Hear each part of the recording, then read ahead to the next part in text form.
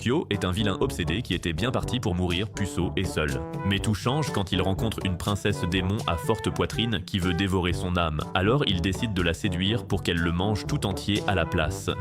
Tout commence quand Kanan, la fille de l'archidémon de la gourmandise, réalise que la nourriture des enfers ne l'excite plus. Elle va donc voir son glouton de père et lui demande la permission de grignoter des âmes humaines, bien plus délicieuses. Une fois arrivé dans le monde des humains, Kanan s'inscrit à l'école et se déguise en étudiante ultra sexy avec une poitrine énorme pour chasser les âmes des jeunes vulnérables. Un après-midi, alors que tout le monde rentre, Kanan reste en classe pour choisir quelle âme sera son premier repas. Elle active son scanner oculaire démoniaque, puis se fixe soudain sur une âme verte bien mûre qui la fait immédiatement saliver. Cette âme appartient à Kyo, et alors qu'il rentre chez lui, il remarque soudain un nuage noir au-dessus de lui et tombe direct en transe. La transe le traîne direct dans la salle de classe où Kanan l'attend déjà. Kyo est impressionné de trouver une beauté avec de tels seins. Mais ce qui l'impressionne le plus, c'est qu'elle lui dit qu'elle l'a appelé pour le dévorer. Kanan prend alors sa forme démoniaque, se révélant être une archidémone. Elle raconte ensuite comment elle va d'abord l'écorcher et une fois son corps bien ferme et juteux, elle savourera son goût cru. Cependant, notre protagoniste puceau a mal interprété les mots de Kanan, alors il s'est mis à genoux pour la remercier de lui éviter de mourir vierge, laissant Kanan perplexe. Kyo avoue que son fantasme a toujours été de se faire sauter dessus par une bombe avec un bonnet G déguisé en démon. En entendant ça, Kanan réalise que ce gros obsédé a tout compris de travers et pense qu'elle veut coucher avec lui. Pourtant, elle se dit que c'est l'occasion de lui voler son âme pendant l'acte, mais le plan tombe à l'eau quand elle se rappelle qu'aucun mec ne l'a jamais touché. Alors que Kyo enlève sa chemise, prêt à passer aux choses sérieuses, Kanan panique, insistant sur le fait que seuls les gens amoureux font des trucs pareils. Désespéré de conclure, Kyo lâche qu'il l'aime, et ces mots frappent Kanan de plein fouet, car aucun homme ne lui a jamais dit ça auparavant. Cependant, Kyo réalise qu'il y va trop fort, alors il se rhabille et s'excuse d'être aussi assoiffé. Même s'il aimerait bien conclure, il propose d'y aller doucement avec un premier rendez-vous et Kanan accepte timidement d'essayer. Le lendemain, alors que Kanan cherche des âmes à récolter, Kyo surgit comme un cheveu sur la soupe, lui flanquant une peur bleue. Il insiste sur le fait que, puisqu'ils sont en couple, il veut qu'ils s'appellent par leur prénom en signe d'intimité. Confiante, Kanan accepte et y voit une chance de prendre les rênes de leur relation. Mais quand elle essaie de dire le prénom de Kyo, elle bafouille, se ridiculise et révèle qu'elle est en fait bien trop timide. Quand Kyo lui demande si dire son nom l'embarrasse, Kanan nie et le met au défi de dire son prénom à elle. Kyo l'appelle immédiatement par son prénom, ce qui lui procure une décharge de dopamine. La voyant rougir, il suppose qu'elle aime ça, alors il continue de l'appeler par son prénom, ce qui émoustille Kanan au plus haut point. Alors que Kyo continue de lui murmurer son nom, Kanan sent qu'elle va craquer, alors elle le gifle et s'enfuit de la classe. En descendant les escaliers, elle se demande pourquoi elle a soudain des papillons dans le ventre avec Kyo, ce qui la laisse perplexe. Plus tard ce jour-là, Kyo la retrouve pour s'excuser de l'avoir mise mal à l'aise.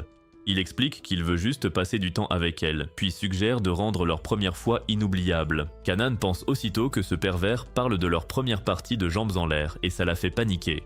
Elle est dégoûtée qu'au lieu d'un rencard normal, ce taré veuille direct plonger dans son océan salé. Elle l'insulte donc de gros détraqué avant de s'enfuir, morte de honte. Après les cours, Kanan guette à sa fenêtre habituelle, rêvant du jour où toutes ses âmes inutiles seront mûres pour son festin. Mais soudain, Kyo déboule pour rentrer avec elle, et son entrée brusque fait que Kanan recrache tout de surprise. Furieuse, elle demande pourquoi il veut soudain l'accompagner, et Kyo répond que c'est parce qu'il est son petit ami. Rien qu'en entendant ça, Kanan est sur un petit nuage, elle accepte donc tout en comptant bien le remettre à sa place. Pourtant, sur le chemin, l'amoureuse réalise que marcher aux côtés de Kyo fait battre son cœur plus fort que prévu.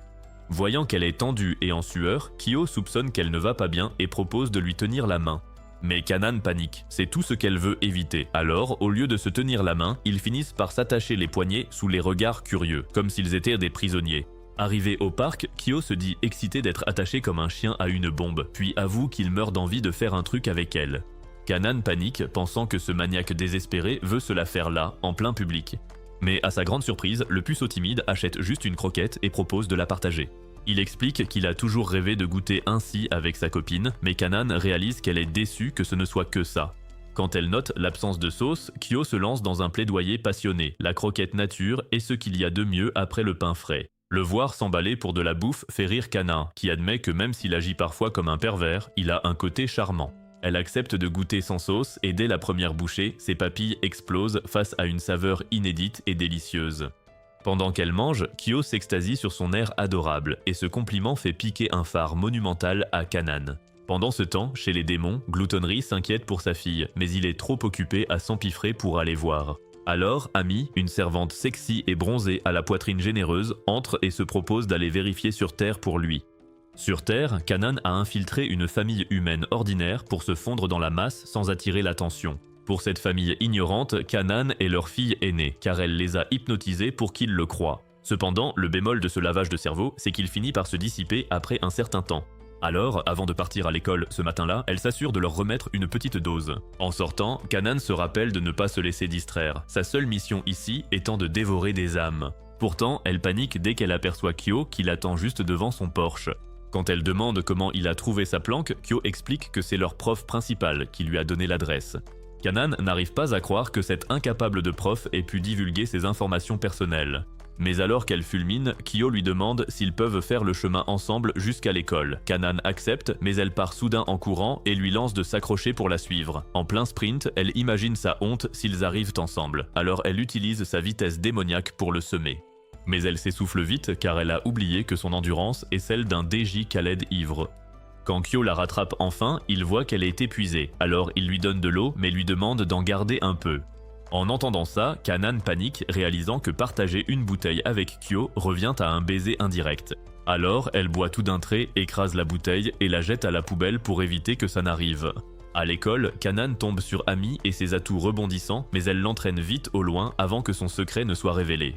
Kanan l'emmène au bureau du comité de discipline et exige de savoir ce qu'elle fait dans le monde des humains. Et pendant qu'elle se dispute, Kyo arrive soudainement, voulant savoir qui est Amy. Nerveuse, Kanan révèle qu'Amy est la bonne de sa famille et s'occupe d'elle depuis qu'elle est toute petite. Si Amy est ravie, Kanan déteste ça, car Amy est une succube prédatrice et elle craint qu'elle ne lui vole Kyo. Elle protège donc son homme et lui interdit de regarder les grosses fesses d'Amy plus d'une fois. Mais à ce moment, Amy repère l'âme mûre de Kyo et en devient accro. À une vitesse sonique, elle bondit sur lui et commence à baver d'envie d'y goûter. Mais Kanan l'arrache possessivement à son homme et lui ordonne de reculer.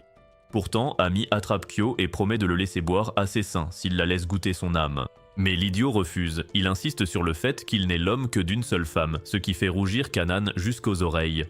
Plus tard, Kanan remarque que le couloir est jonché d'élèves inconscients, vidés de leur énergie vitale comme des mangues sucées. Elle soupçonne aussitôt Amy et en suivant la trace des corps, elle arrive droit à la salle d'économie domestique.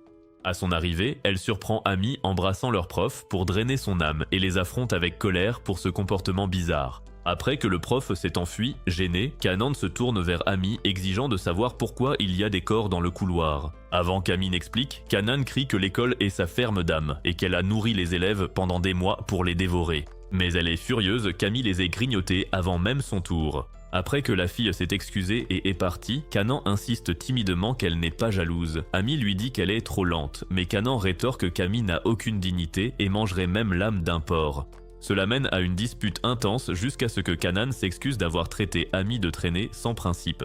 Elle insiste pour qu'Amy arrête de vider les élèves car à chaque fois, Kanan doit effacer leurs souvenirs. Amy promet donc de ne plus toucher aux élèves. Kanan demande si elle trouve Kyo attirant, mais Amy, pour ne pas la fâcher, dit en riant que c'est un secret. Kanan insiste pour savoir. Amy la taquine alors sur sa jalousie, mais Kanan s'en défend. Peu après, Kanan craint que Kyo ne finisse par aimer Amy, car elle est le fantasme de tout homme.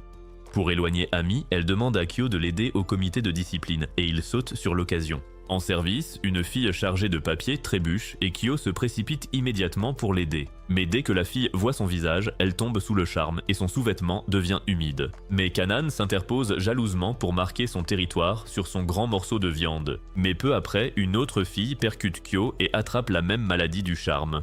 Kyo continue de séduire toutes les filles du lycée tel un aimant surnaturel, ce qui rend Kanan folle.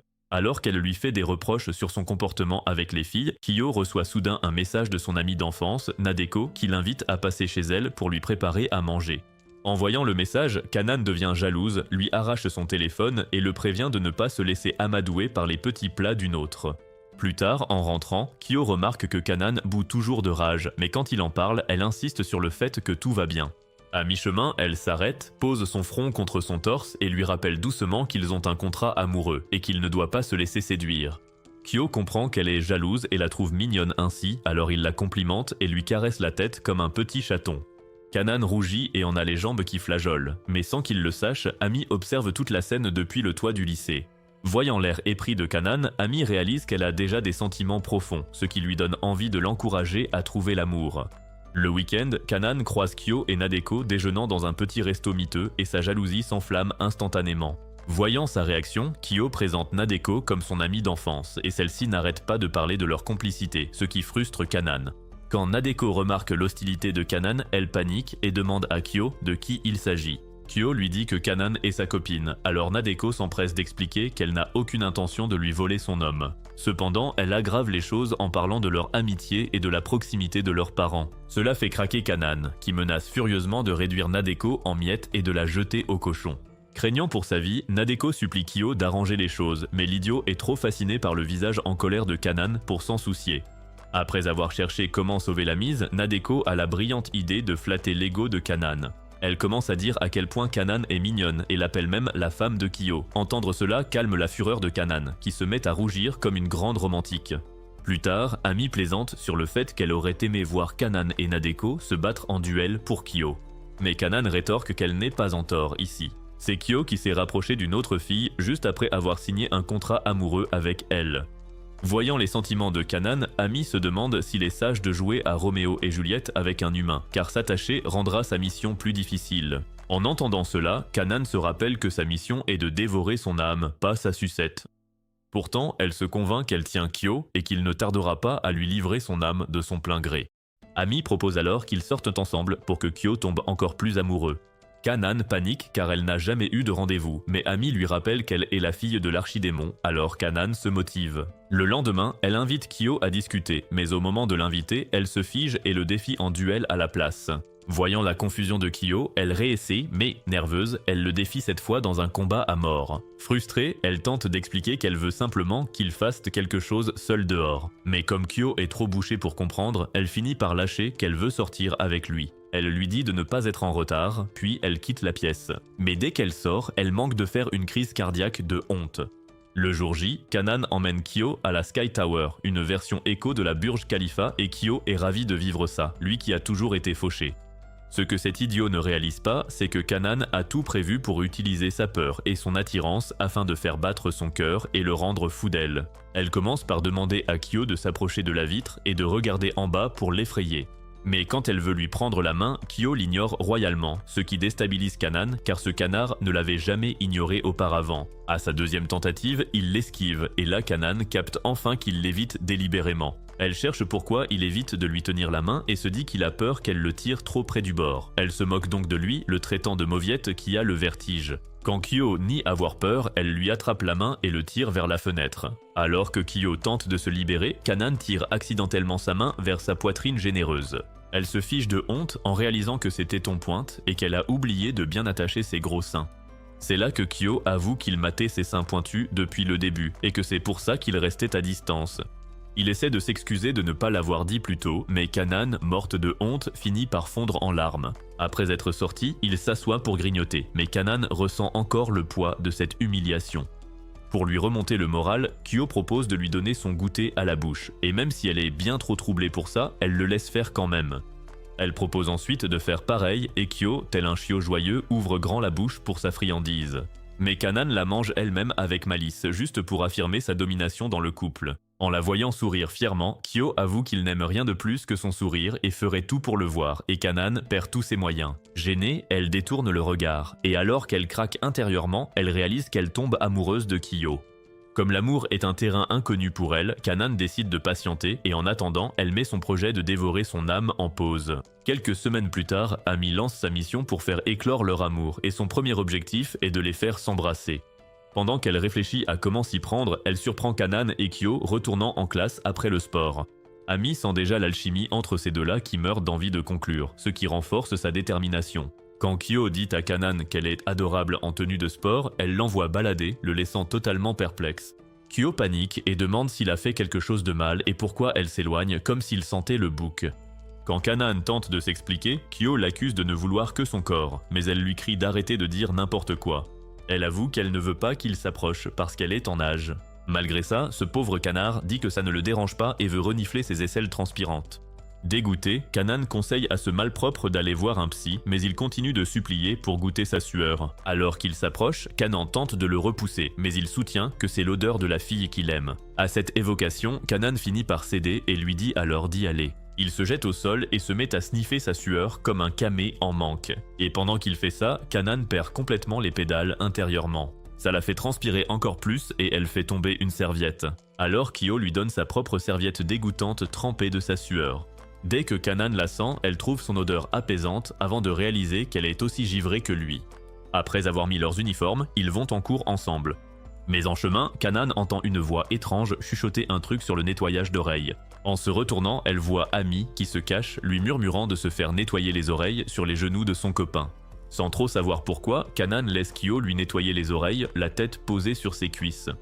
Pour elle, c'est juste une démonstration de force pour montrer qui commande et ce n'est qu'une question de temps avant qu'il ne craque. Mais dès que Kyo touche ses oreilles, Kanan tremble comme si elle allait exploser car c'est l'une de ses zones les plus sensibles. Quand Kyo retire le cérumen, Kanan serre les dents pour ne pas gémir de plaisir et tente de contenir ses émotions. Pendant ce temps, Ami observe de l'extérieur et prie pour qu'il passe aux choses sérieuses sans plus attendre. Mais elle est déçue quand Kanan s'enfuit soudainement de la pièce, ne pouvant plus contrôler son excitation. Ce plan ayant échoué, Ami passe au plan B. Plus tard, elle invite Kanan à se détendre dans la piscine gonflable.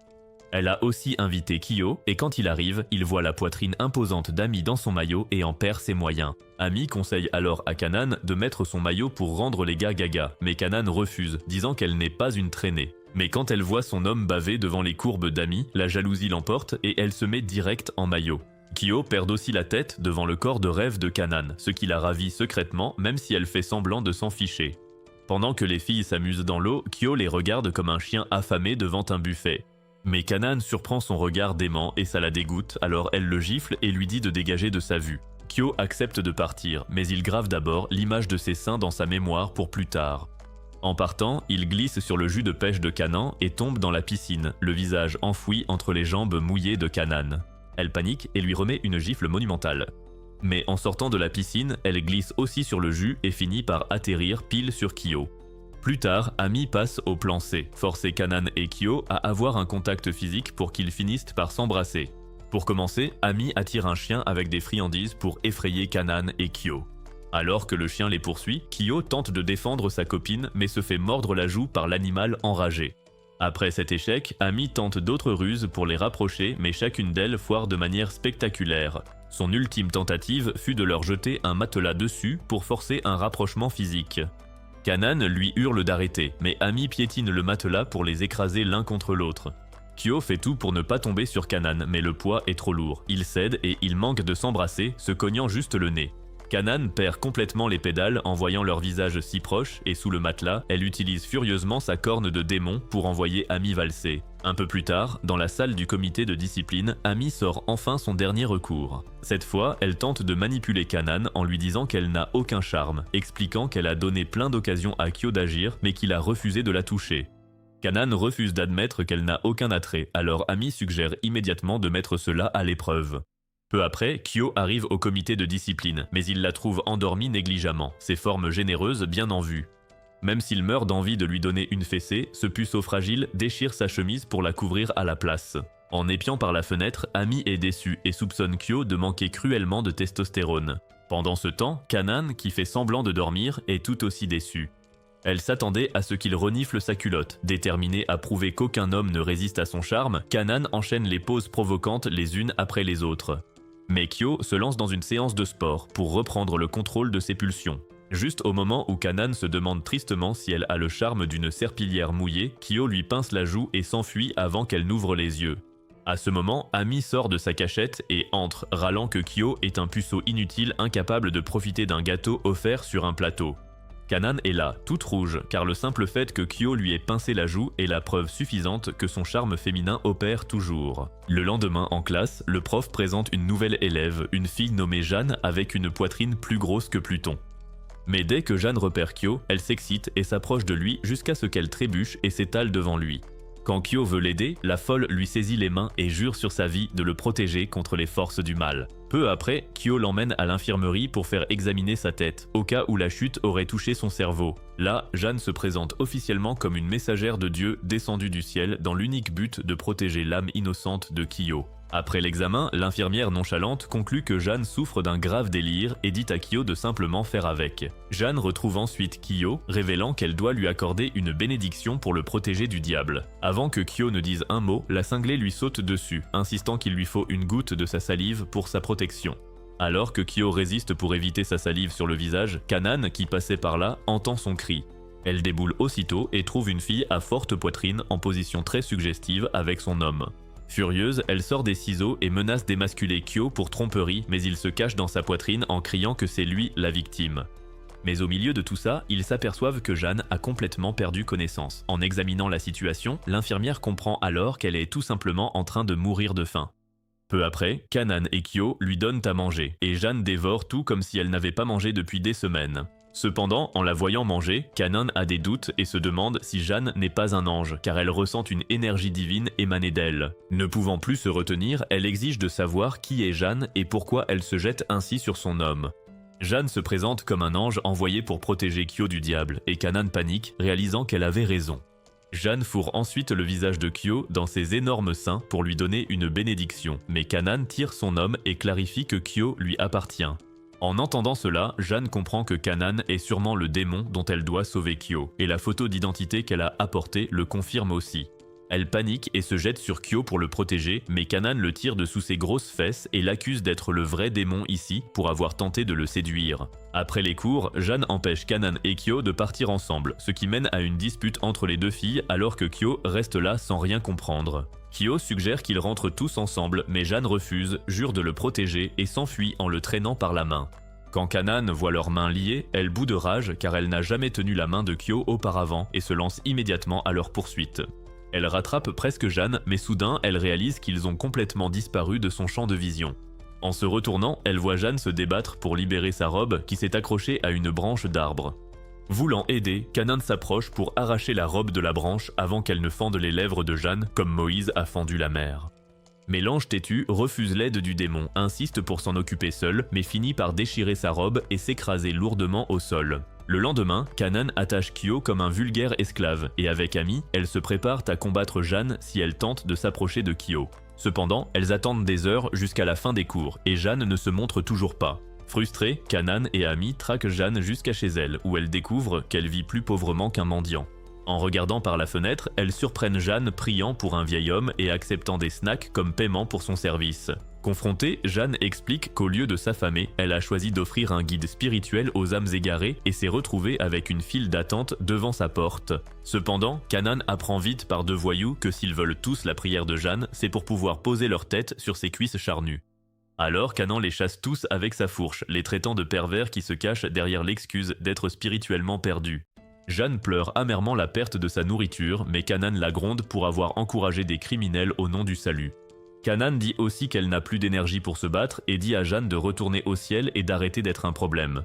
Mais Jeanne révèle qu'elle ne peut pas retourner au ciel avant d'avoir accompli sa mission de protéger l'âme de Kyo. C'est alors que Kanan avoue enfin que pour l'instant, elle n'a aucune intention d'aspirer l'âme de Kyo. Curieuse, Jeanne demande pourquoi, mais Kanan bégaye, alors Ami explique que c'est simplement parce qu'elle veut que Kyo lui ramène le conduit.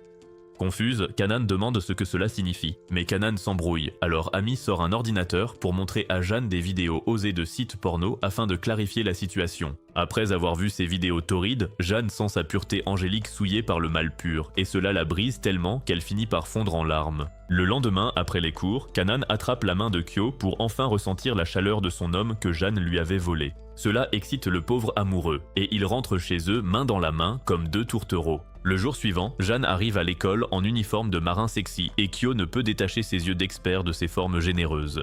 Cependant, Kanan trouve cela irrespectueux et jure avec colère de montrer à Kyo pourquoi elle est la reine démoniaque des enfers. Plus tard ce jour-là, dans la salle du comité de la bibliothèque, elle puise dans son vrai pouvoir démoniaque pour remettre Kyo à sa place et lui rappeler à qui il appartient. Soudain, Kyo déboule, la prenant au dépourvu, et quand il voit à quel point elle est mignonne dans sa tenue de marin, il perd la tête et commence à s'extasier sur elle. Embarrassé, Kanan lui crie d'arrêter, mais soudain, ils entendent la voix de Jeanne à l'extérieur qui demande où il se trouve. Alors, elle attrape immédiatement Kyo et se cache à l'intérieur d'un casier. Quand Jeanne arrive, elle se présente avec Nadeko et elles réalisent toutes les deux qu'il n'y a personne dans la salle du club. Mais l'instinct de Jeanne lui dit que Kanan et Kyo se cachent quelque part par là. Alors elle active ses instincts surnaturels de limier et commence à flairer les lieux. Pendant ce temps, dans le casier, le cerveau de Kyo surchauffe parce que avoir Kanan si près de lui donne envie d'exploser dans son pantalon. À l'extérieur, Jeanne continue de suivre l'odeur de Kyo jusqu'à ce qu'elle l'amène au casier où il se trouve, et elle en conclut qu'ils doivent être à l'intérieur. Cependant, alors qu'elle s'apprête à ouvrir le casier, Nadeko la distrait avec de la nourriture, et même après avoir ouvert le casier, elle le referme pour voir ce que Nadeko lui montre. À l'intérieur du casier, Kyo et Kanan soupirent de soulagement de ne pas s'être fait prendre, et une fois la pression retombée, Kyo demande à Kanan pourquoi elle a décidé de mettre un uniforme de marin pour finir par le cacher. Kanan explique nerveusement que c'est parce qu'elle serait gênée si quelqu'un d'autre le voyait, mais elle l'a fait quand même parce qu'elle pensait que ça lui plairait. Kyo admet qu'il adore ça et se penche pour l'embrasser. Cependant, juste au moment où leurs lèvres vont se toucher, le téléphone de Kanan vibre car Nadeko essaie de l'appeler de l'extérieur, ce qui les fait tomber du casier. Jeanne et Nadeko paniquent en les voyant et les accusent d'avoir essayé de faire un bébé là-dedans. Le lendemain matin, Kanan est toujours embarrassé par le désastre du casier et n'arrive pas à trouver le courage de regarder Kyo en face.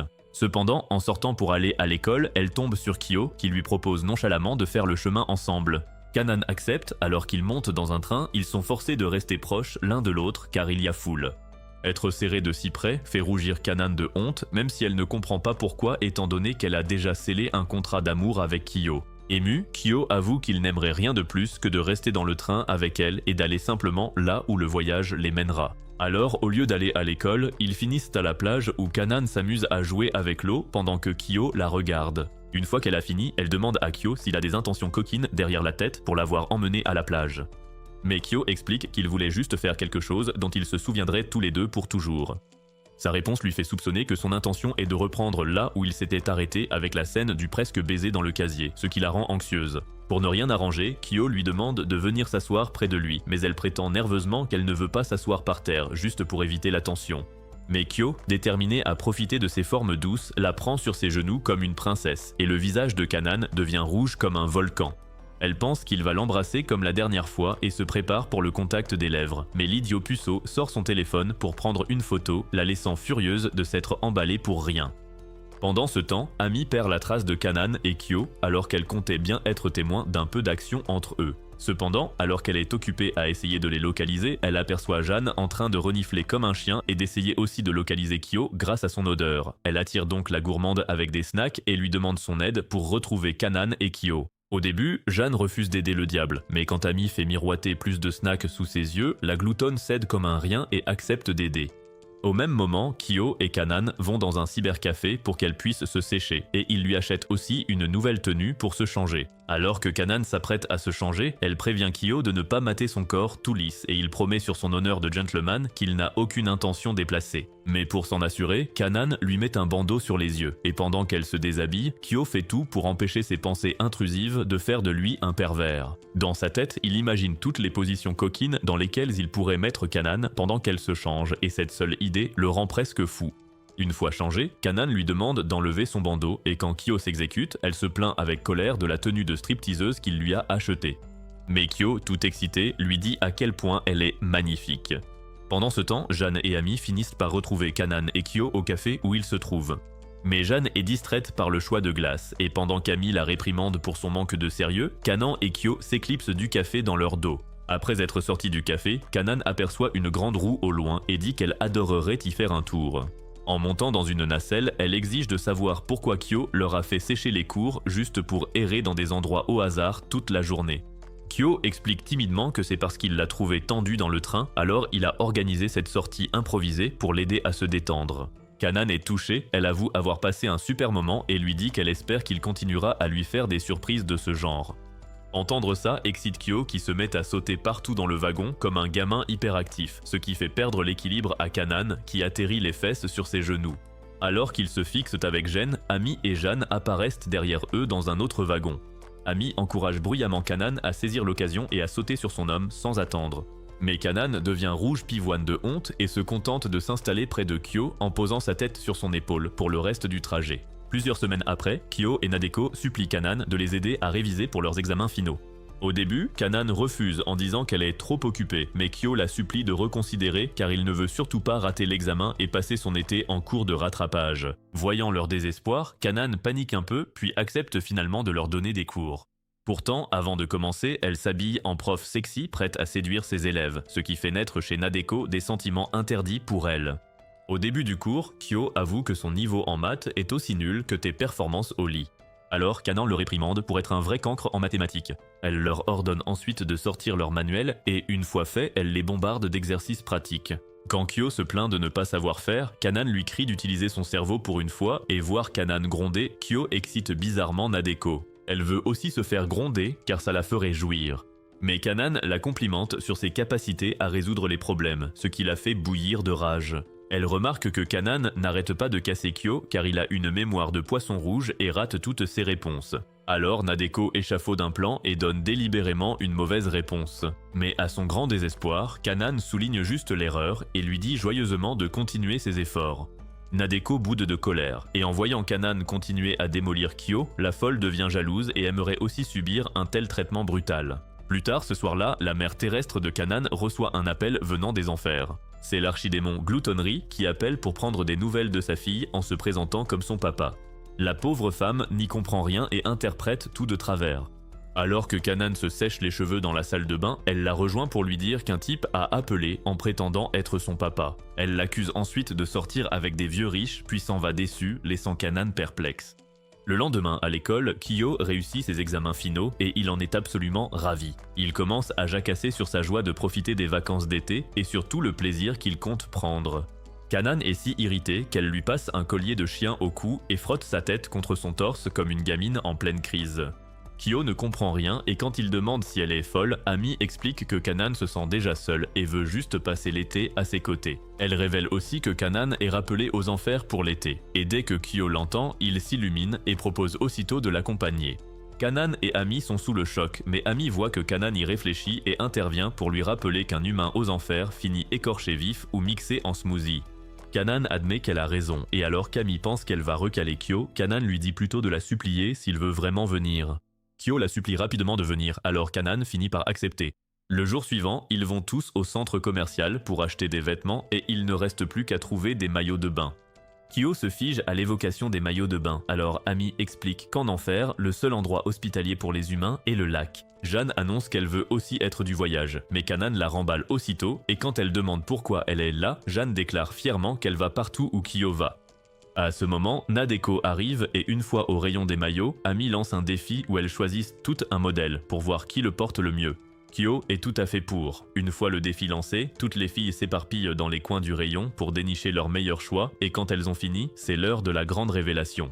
La première est Ami, qui choisit un bikini blanc pour faire ressortir son teint hâlé et Kyo aimerait avoir de la lotion sous la main pour une petite séance rapide. Ensuite vient Nadeko, qui choisit un bikini de style esclave et Kyo se demande quand son amie d'enfance est devenue une totale psychopathe. Jeanne suit et elle porte un bikini en forme de cochon. Et enfin, il y a Kanan qui est trop timide pour se montrer. Elle panique à cause de son choix de maillot et est convaincue que tout le monde va se moquer d'elle. Pourtant, quand elle se montre enfin, Kyo s'écrie qu'il le trouve vraiment mignon et la déclare gagnante de la compétition. Il dit qu'elle est la fille la plus mignonne au monde et cela lui redonne instantanément sa fière assurance. Plus tard cette nuit-là, ils montent tous dans le Devil Express vers l'enfer et alors que le voyage commence, toutes les filles réalisent qu'elles ont envie d'uriner. Mais Kanan trouve embarrassant d'annoncer qu'elle doit faire pipi devant Kyo, alors elle décide plutôt de se retenir. Ami, de son côté, ne veut pas quitter Kyo une seule seconde, alors elle préférerait que sa vessie explose plutôt que d'aller aux toilettes. Quant à Jeanne, elle remarque que les filles sont tendues et ne veulent pas y aller, et même si elle est dans le même cas, elle préfère rester là pour voir Kanan et Ami se ridiculiser.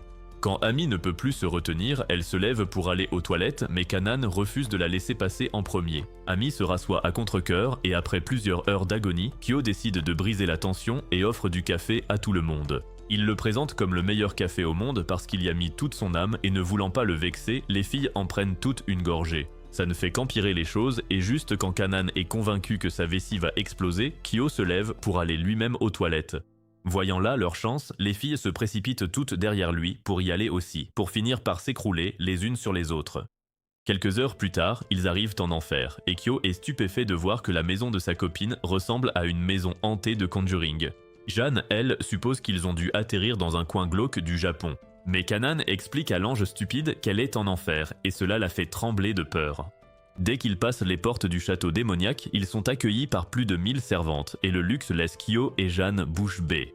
Pendant que Kanan part parler à son père en tête-à-tête, Kyo annonce bruyamment qu'il doit d'urgence vider sa vessie, alors Kanan lui indique les toilettes. Après que Kyo a fini de se soulager, il réalise qu'il est perdu et qu'il ne peut plus revenir sur ses pas.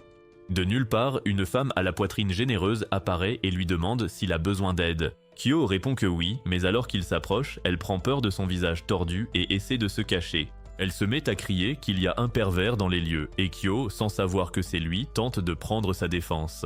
Mais soudain, il se fait botter les fesses par une version miniature de Kanan qui l'accuse aussitôt d'avoir fait pleurer leur mère. Un autre avorton aux cheveux violets arrive pour consoler la maman à forte poitrine, et c'est là que Kyo apprend que leur mère souffre d'un cas rare de manophobie, ce qui signifie qu'elle ne supporte pas la présence d'un homme. Quand les filles découvrent que c'est un humain, la Barbie démon aux cheveux roses l'appelle joyeusement Petit Porc et commence à flirter avec lui. Cependant, elle réalise de vite que Kyo doit être l'humain ramené par Kanan, et la fille aux cheveux roses le considère comme l'un des porcs que Kanan garde dans son petit ranch. Quand Kyo demande qui elles sont, la fille aux cheveux roses se présente comme Milchi, la petite sœur de Kanan, tandis que celle aux cheveux violets est Miel, l'autre sœur de Kanan, et la dame à forte poitrine est Lilim, leur mère. Pendant ce temps, Kanan retrouve son père dans la salle du trône pour lui parler de l'amant qu'elle a ramené avec elle. Pourtant, après avoir annoncé la nouvelle en s'attendant à ce que son père pète un plomb, celui-ci la déstabilise en se disant ravi. Sa mère et ses sœurs arrivent aussi pour la féliciter d'avoir ramené un amant, puis la mère entraîne Jeanne avec enthousiasme, se disant fière que Kanan aime les filles plutôt que ses dégoûtants garçons. Confuse, Kanan demande à tout le monde de se calmer puis précise que son amant est Kyo, le garçon humain. Elles sont toutes choquées par la révélation alors Kanan explique nerveusement qu'elle a conclu un contrat d'amour avec Kyo. Sa famille est toujours totalement dégoûtée par cela, et pile à ce moment, la chef des servantes entre avec le plat spécial de la soirée. Quand on soulève le couvercle, Kanan est horrifié de trouver son homme allongé là, sans vêtements, posant comme un mannequin Gucci lors d'un shooting photo. Elle panique et veut savoir pourquoi il s'est laissé déshabiller et Kyo explique qu'il pensait sincèrement que c'était juste le code vestimentaire local. Quand Kyo aperçoit le père de Kanan, il se présente hardiment comme son homme et son audace séduit Kanan. Mais le père déclare qu'il ne permettra jamais de sa vie qu'un humain soit avec sa fille. Il explique qu'il ne peut pas laisser un gamin fauché de Brooklyn lui enlever sa précieuse fille et commencer à la malmener. Cependant, il donne à Kanan une carte de tampon et lui dit que le seul moyen pour qu'il la laisse sortir avec son jouet humain est qu'elle convainque les 4 membres de la famille et obtienne leur tampon d'approbation. Kanan tente de protester contre cette injustice, mais Kyo l'arrête et l'exhorte à accepter la condition car il a encore besoin de la bénédiction de sa famille avant de pouvoir la posséder. Il commence par demander l'accord de Milchi, mais l'affreux moucheron leur dit d'aller se faire voir. Il tente ensuite d'obtenir l'approbation de Miel, mais elle refuse également. Ne baissant pas les bras, il voit Lilim pour son accord, mais sa manophobie s'active, la poussant à se cacher de Kyo. Kyo échafaude alors un plan pour se déguiser en servante afin de s'approcher assez pour parler à Lilim, mais tout le stratagème s'effondre dès que Lilim remarque ses jambes poilues. C'est alors que Kanan se rappelle que sa mère n'a peur que des hommes ayant passé la puberté, elle donne donc à Kyo un élixir de jouvence et lui demande de le boire. Une fois que Kyo l'a avalé, il se transforme par magie en bébé patron, et pendant un court instant, Lilim peut le câliner contre ses énormes coussins. Cependant, ce moment de tendresse s'arrête dès que l'élixir ne fait plus effet, et Kyo redevient instantanément lui-même. Peu après, Lilim accepte de préparer le dîner avec Kanan et Kyo, mais précise bien que Kyo doit rester à au moins 2 mètres d'elle en permanence. Kyo ne s'en fait pas pour autant et est bien décidé à goûter à la cuisine de la mère de Kanan. En le voyant rayonner d'excitation, Kanan décide d'aider sa mère à cuisiner pour montrer à son petit ami un aperçu de son potentiel d'épouse. Mais comme elle n'a jamais rien cuisiné de mangeable de sa vie, elle fait n'importe quoi au début jusqu'à ce que Lilim finisse par la guider. Quand elles finissent de cuire le gâteau, Lilim suggère d'y mettre la touche finale et Kanan accepte à contre-cœur. Elles forment donc un cœur avec leurs mains sur le gâteau pour y insuffler du romantisme et Kyo fond totalement devant leur complicité et les couvre de compliments. Le compliment touche Lilim en plein cœur, car aucun homme à part son glouton de mari ne l'a traitée de mignonne depuis des millions d'années, et elle rougit comme une ado amoureuse. C'est alors que les sœurs Gremlin débarquent, voulant goûter au gâteau. Mais vu la réaction de Kanan, elles comprennent qu'elle veut que Kyo soit le premier à en prendre une bouchée. Même si Kanan tente de nier avec gêne, Milchi lui tend une assiette et lui demande de nourrir son chéri à la main. Nerveuse, Kanan accepte, mais alors qu'elle essaie de nourrir Kyo, Milchi surgit et lui vole la bouchée. Cela met Kanan dans une rage folle, alors Milchi propose de se racheter en nourrissant Kyo elle-même. Cependant, cela ne fait qu'empirer les choses quand la petite commence à taquiner Kyo sur un baiser indirect, et Kanan perd totalement la tête. Le lendemain, Lilim retrouve Kyo vêtu d'un yukata pour l'informer de l'épreuve de courage qu'ils vont passer. Bientôt, Kanan arrive aussi en yukata, et Kyo devient fou rien qu'en voyant à quel point elle est mignonne. Pourtant, cela rend Lilim amère, car elle espérait que le petit ami de sa fille lui ferait aussi un compliment. En allant vers l'épreuve, Kanan remercie sa mère de s'être enfin habituée à Kyo malgré sa phobie des hommes. Par curiosité, Kyo demande à Lilim pourquoi elle ne supporte pas les hommes, et Kanan révèle que c'est parce que sa mère est la plus belle reine des pièges de tout le monde souterrain. Lilim explique qu'à cause de ça, tous les simples désespérés voulaient se la faire, mais leur soif l'a effrayée et a fait naître sa phobie des hommes. Mais elle souligne que Belzébuth était le seul alpha qui ne l'a jamais traité comme un trophée et qui l'a protégé, et c'est pour ça qu'elle a craqué. Arrivée sur les lieux de l'épreuve de courage, Kanan prétend ne pas avoir peur des fantômes, mais Lilim sait que si. Kanan ignore que Lilim a tout manigancé pour que, pendant que Kyo protège Kanan des fantômes, elle puisse utiliser ses atouts pour le séduire, et s'il résiste, elle validera leur relation. Elle lance l'opération en faisant semblant de se recoiffer pour que Kyo ait une vue imprenable sur sa nuque magnifique. Dès que Kyo la regarde, son cerveau fond et il lâche que sa nuque est criminellement mignonne.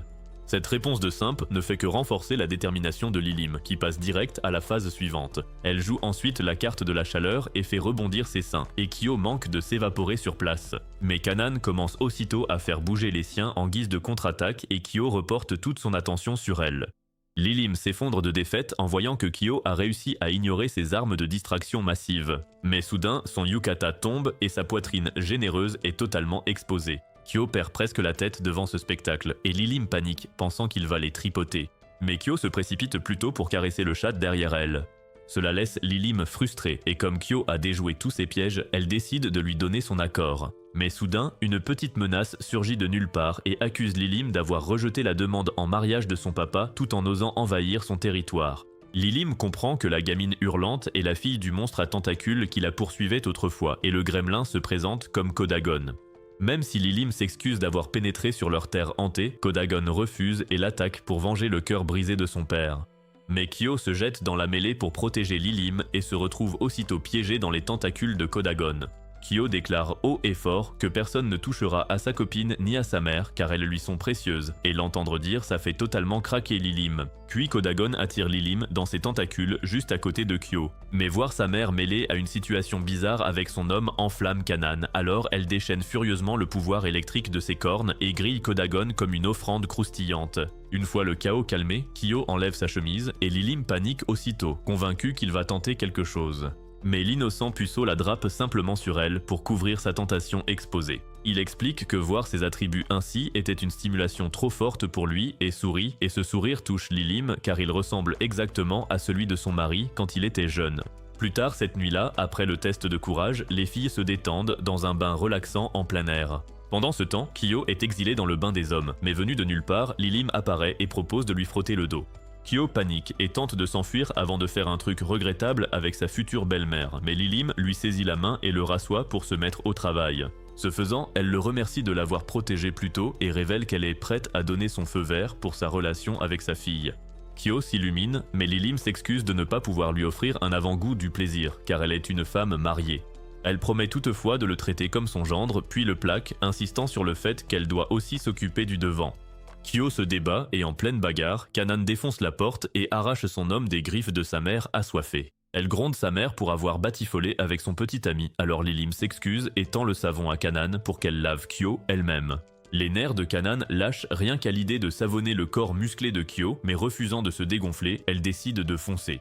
Mais dès qu'elle aperçoit sa tour de Jenga qui s'élève, elle saigne du nez instantanément et s'évanouit devant ce spectacle. Des heures plus tard, à son réveil, elle trouve Kyo endormi à côté d'elle, sur son lit, et panique. Après avoir fait les 100 pas nerveusement, elle s'allonge près de lui et réalise que ce n'est pas si mal, après tout. Mais en se retournant, elle voit Kyo bien réveillé qui la fixe et elle perd à nouveau ses moyens. Kyo bondit d'excitation en réalisant qu'il est dans la chambre de Kanan, mais le vertige le frappe de plein fouet et il tombe la tête la première sur ses cuisses. Même si avoir sa tête sur ses genoux rend Kanan nerveuse, elle le laisse faire, sachant à quel point il est épuisé et lui caresse doucement la tête. Elle s'excuse ensuite pour toute cette folie depuis leur arrivée chez elle et dit qu'elle voulait juste qu'ils passent un bon moment ensemble. Mais Kyo lui dit honnêtement qu'il s'est vraiment beaucoup amusé. Kanan en rougit instantanément et s'approche de lui comme pour l'embrasser. Mais au lieu de ça, elle lui plante ses crocs de vampire dans le cou pour le punir d'avoir bavé devant sa mère comme un vrai soumis. Plusieurs jours après, la chef des servantes accuse Jeanne du vol des sous-vêtements de Kanan et en punition annonce son exécution publique. Prise de court par l'accusation, Jeanne nie tout et tente de faire comprendre qu'elle n'est pas une voleuse de culottes. Mais la chef la traite de sale menteuse et dégaine son épée pour l'envoyer dans l'au-delà. D'une manière ou d'une autre, Jeanne évite de justesse les coups d'épée et continue d'insister qu'elle n'a pas touché aux culottes de Kanan. Mais la chef rejette ses dires, expliquant que la veille, en allant chercher le linge au bain, seul le vêtement de Kanan manquait, et Jeanne était seule là-bas. Mais alors que la dispute continue, Milchi apparaît et commence à se moquer de Jeanne, la traitant de petite voleuse pathétique. Mais à ce moment, Jeanne se revoit ce jour-là, au bain, et se rappelle avoir vu le petit gremlin se faufiler pendant qu'elle se baignait. Elle soupçonne alors Milchi d'être la coupable. Mais quand elle tente de l'affronter, Milchi prend ses jambes à son cou et quand elle finit par la coincer, elle tente de la plaquer mais Milchi l'esquive et elle se fracasse le crâne contre le mur. La moitié de son corps reste coincée, son derrière à l'air et alors qu'elle lutte pour se dégager du mur, Milchi se moque d'elle puis s'enfuit. C'est alors que la chef des servantes, avec Kanan et Kyo, arrive et en voyant le postérieur de Jeanne exposé, elle décide de vérifier une fois pour toutes si elle porte les sous-vêtements de Kanan. Elle baisse le short de Jeanne et c'est là qu'elle réalise que les fesses de Jeanne sont totalement à l'air et qu'elle ne porte absolument aucun sous-vêtement. Cela innocente Jeanne et tout le monde soupçonne désormais Milchi d'être la coupable probable du vol des sous-vêtements de Kanan. Kyo se demande pourquoi Milchi ferait une chose pareille, et Kanan suppose tristement que c'est parce que Milchi la déteste. Mais son commentaire fait rire Kyo et le voir rire agace Kanan, alors elle lui envoie un coup de pied dans le dos. Et pour le punir de son insolence, elle lui confie la mission de traquer Milchi. En fouillant le château à la recherche de Milchi, Kyo l'aperçoit dans le couloir. Mais dès qu'il tente de l'attraper, elle lui glisse entre les doigts comme s'il était le flic le plus nul au monde. Alors que Kyo sprinte après elle, l'idiot fonce tête baissée dans le vestiaire des femmes et il se fait pourchasser par une foule en colère.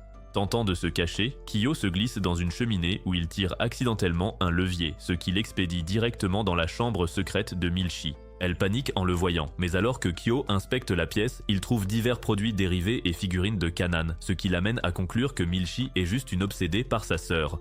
Quand il la confronte à la vérité, Milchi reste pétrifiée en réalisant que son secret a enfin été découvert. Il y a des années, quand elle était toute petite, Kanan l'avait toujours comblée d'un grand amour fraternel. Mais avec le temps, Kanan a été accaparé par l'école et ses études, et le temps passé ensemble s'est peu à peu raréfié. À cause de cela, Milchi réclamait désespérément son attention, et le seul moyen de l'obtenir était de voler les affaires de Kanan et de se comporter comme une vraie peste. Plus Kanan la poursuivait furieusement pour récupérer ses affaires, plus Milchi devenait incontrôlable et se nourrissait de cette attention. De retour au présent, Milchi essaie de faire croire qu'elle n'est pas une fan dérangée de Kanan. Mais quand elle voit que Kyo n'est pas dupe, elle finit par craquer et avouer la vérité. Elle est convaincue que Kyo va la mépriser, comme si elle était une maniaque obsédée. Mais à sa grande surprise, Kyo admet qu'il trouve son talent cool et lui fait un compliment. Voir son talent reconnu pour la première fois de sa vie touche Milchi profondément, alors elle le remercie et le supplie de se taire. Pour s'en assurer, elle promet de faire tout ce qu'il voudra. Alors Kyo l'emmène voir Kanan et l'encourage à s'excuser et à avouer ses véritables sentiments. Quand Milchi essaie, elle s'embrouille nerveusement, convaincue que Kanan va exploser en découvrant l'histoire des sous-vêtements volés. Pourtant, à sa grande surprise, Kanan lui caresse doucement la tête, lui dit qu'elle lui pardonne, puis lui avoue qu'elle l'aime.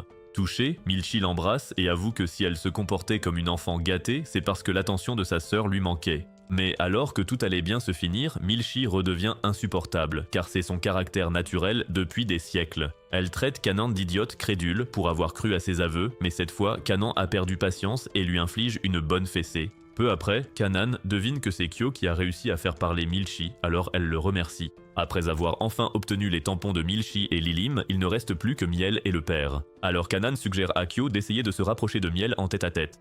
Pour y arriver, elle imagine qu'ils pourraient tous les trois passer du temps ensemble au bord du lac. Kyo accepte tout de suite, non pas parce qu'il veut se lier à Miel, mais parce qu'il meurt d'envie de voir les formes de Kanan moulées dans un maillot de bain. On frappe à la porte. Miel entre avec des encas et du thé qu'elle a préparé spécialement pour Kanan. Et alors que Kanan les accepte, elle essaie de faire sortir Miel au plus vite, car elle ne veut surtout pas qu'elle remarque Kyo caché sous les draps. Mais la chance n'est pas de son côté, car Miel décide de s'affaler sur le lit à ses côtés pour passer un moment privilégié entre sœurs. Elle demande à Kanan ce qu'elle trouve à cet humain pour en être tombée follement amoureuse, et Kanan se fige, ne voulant pas aborder ce sujet alors que Kyo est caché sous les draps. Alors, pour ne pas passer pour une faible, elle dit à Miel que c'est simplement parce qu'elle a passé un contrat avec Kyo, et non par choix. Kyo pleure sous le drap en entendant ça, et ses larmes mouillent le poisson de Kanan, ce qui la fait tressaillir de gêne. Réalisant à quel point Kyo a dû être blessée, Kanan ajoute vite qu'en plus du contrat, elle apprécie aussi passer du temps avec lui. Après cette discussion sincère, Miel s'en va, mais une fois dans sa chambre, elle pleure amèrement car Kanan l'a délaissée pour une forme de vie inférieure sans intérêt. Pour surmonter sa peine, elle se transforme en Honey Bunny, son personnage Twitch qu'elle utilise pour streamer devant ses plus de 100 000 abonnés. Streamer en tant qu'émo dévasté est le petit secret inavouable de Miel, et elle ne veut surtout pas que quelqu'un dans cette maison le découvre. Mais alors qu'elle est en plein stream, Kyo débarque soudainement dans son live pour l'inviter à passer la journée au bord du lac avec eux. Miel se fige dès qu'elle l'aperçoit et commence furieusement à le poursuivre avec une hache géante pour lui faire la peau pour avoir violé son intimité. Elle l'accuse de ne pas s'être contentée de lui voler sa chère Kanan. Quand elle finit par le rattraper, elle lève sa hache pour lui trancher la tête. Mais heureusement, Kanan arrive et Miel lui cache rapidement l'arme. Kanan lui propose de venir au lac et Miel accepte immédiatement. Mais intérieurement, elle prépare déjà un plan pour arracher Kanan à cet humain stupide une fois pour toutes. Arrivée au lac, Miel lance son plan délirant pour prouver à Kanan qu'elle est une partenaire bien supérieure à ce que Kyo ne pourra jamais être. Mais comme elle n'a absolument aucune idée de comment s'y prendre, elle consulte une version pirate de Google pour obtenir des conseils. La réponse qu'elle reçoit est de stimuler les centres du plaisir de Kanan, car c'est le chemin garanti pour qu'elle devienne accro à elle pour toujours. Suivant ce conseil, Miel rejoint Kanan et lui propose de lui mettre de la crème solaire dans le dos.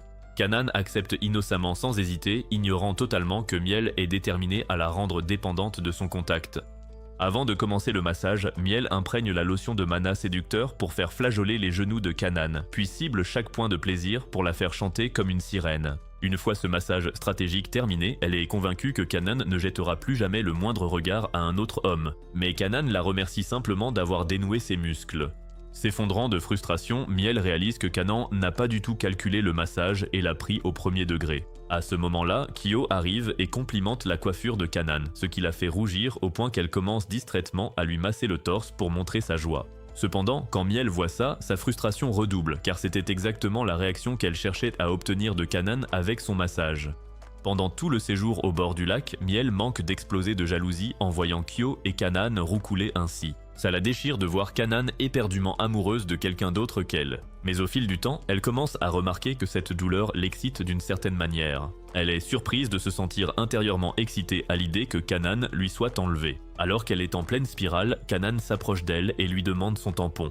Même si Miel sait pertinemment que tamponner le papier signifie céder Kanan à quelqu'un d'autre, elle le fait quand même parce que cet acte la fait mouiller. À ce moment-là, Miel réalise qu'elle n'est qu'une dégénérée sans espoir pour avoir eu des sentiments pour sa sœur. Dans un rêve, Kanan se retrouve à une cérémonie célébrant la collecte des 4 tampons de sa famille. Puisque cela fait d'eux officiellement un couple, elle et Kyo décident de perdre leur virginité cette nuit-là. Alors que Kyo l'immobilise sur le lit et s'apprête à sortir son cobra mortel, Kanan panique et lui crie de freiner, insistant sur le fait qu'ils doivent encore suivre la procédure appropriée. Elle se réveille alors en sursaut de ce rêve érotique en tremblant, et quand Kyo accourt pour voir si elle va bien, elle l'assomme d'un coup de poing. Encore sonnée, elle demande des nouvelles du tampon, et Kyo lui rappelle qu'il ne reste que celui de son père. Comme ils sont censés partir pour le Japon le lendemain, Kyo suggère d'obtenir le tampon du vieil homme dès que possible. Juste après le petit déjeuner, Kyo retrouve Belzébuth et lui demande respectueusement son tampon. Mais l'homme à tête de guimauve lui dit qu'il doit d'abord survivre à son épreuve avant d'ajouter le moindre tampon. L'épreuve est un match de volleyball où Kanan et Kyo affrontent Lilim, Miel et Milchi comme remplaçantes avec la chef des servantes comme arbitre officiel. Quand Kyo demande si Belzébuth ne participe pas, la chef des servantes révèle que la tête de Donut est trop complexée pour mettre un maillot car il a un tout petit zizi. À la place, il propose un marché. Si Kyo et Kanan battent sa femme à forte poitrine et Miel, il tamponnera le document. Cependant, Milchi n'est pas d'accord pour que seuls Kanan et Kyo reçoivent un prix et insiste pour en avoir un aussi. Quand Kanan demande à la petite menace ce qu'elle veut, le démon incarné sourit et déclare qu'elle veut un rendez-vous avec Kyo comme récompense. Kanan perd complètement les pédales en entendant ça, mais avant qu'elle ne puisse protester, Lilim lance le service d'ouverture qui explose dans le camp de Kanan. Ce premier tir fait trembler Kyo comme un lâche, mais Kanan le réprimande pour qu'il se concentre, sinon ils peuvent dire adieu au tampon. Peu importe ses efforts, pour se concentrer, Kyo disjoncte chaque fois que les seins spectaculaires de Lilim apparaissent. Alors que le match s'éternise, Kyo trouve physiquement impossible de regarder ailleurs que les ballons de Lilim, ce qui plombe leur score. Quand Kanan le traite de minable sans volonté, Kyo décide de reporter son attention sur ses atouts à elle et de les graver dans son cerveau pour ne plus perdre le fil. D'une manière ou d'une autre, cette stratégie fonctionne et leur vaut leur premier point, qui atterrit sur le visage de Miel, l'assommant. Miel éliminée, Milchi prend sa place, mais dès sa première tentative, elle est totalement déconnectée et offre à Kanan et Kyo leur deuxième point sur un plateau d'argent. Après une bataille acharnée, Kanan et Kyo remportent enfin la victoire, s'assurant ainsi le tampon de son père. Ce soir-là, en allant au bain chaud, Kanan se crispe en réalisant que collecter tous les tampons pourrait mener à des rapports physiques avec Kyo. Elle sprinte donc nerveusement devant et lui dit d'attendre qu'ils aient tous deux fini de se doucher car elle a quelque chose à lui montrer. Peu après, Kyo entre dans le bain des hommes et trouve Belzébuth qui essaie désespérément d'enlever quelque chose de son dos. À sa grande surprise, Belzébuth lui demande de l'aider avec sa fermeture éclair, et c'est là que Kyo découvre que le type intimidant et baraqué qui le terrifiait n'est qu'un gringalet caché dans un costume. En prenant leur bain ensemble, Belzébuth avoue qu'il ne laisserait jamais un humain voir sa vraie forme pathétique. Mais comme Kyo a réussi à collecter tous les tampons, il fait quasiment partie de la famille maintenant. Mais il dit à Kyo que lui et sa fille font juste semblant, car leur relation n'est qu'un contrat sans rien de réel. Kyo proteste en essayant de se justifier, mais c'est là qu'il réalise que Kanan ne lui a jamais dit qu'elle l'aimait. Plus tard, Kanan emmène Kyo dans un tunnel et lui montre un ciel nocturne sublime, éclatant de couleurs vives. Kyo s'illumine comme un gamin dans un magasin de bonbons en voyant ça et il s'installe pour en profiter. Kyo sort alors des croquettes maison et évoque leur tout premier rendez-vous au parc où ils en avaient partagé. Emporté par la nostalgie, Kanan s'approche pour l'embrasser, mais son père surgit de nulle part, expliquant qu'il doit d'abord mettre son tampon. Il appose le tampon sur le document d'amour et prévient Kyo qu'il lui fera la peau s'il ose faire du mal à sa fille. Excité, Kyo jure sur la tête de sa mère qu'il ne brisera jamais le cœur de Kanan et qu'il sera là pour elle à jamais. Entendre cette déclaration devant son père donne à Kanan envie de disparaître sous terre. Mais une fois remise, elle dit à Kyo de faire assez d'efforts pour qu'elle finisse par lui dire elle-même qu'elle l'aime. Commentez Démon Rebelle. Si vous avez suivi ce récap jusqu'au bout et que vous aimez ce genre de vidéo, abonnez-vous et regardez la suivante.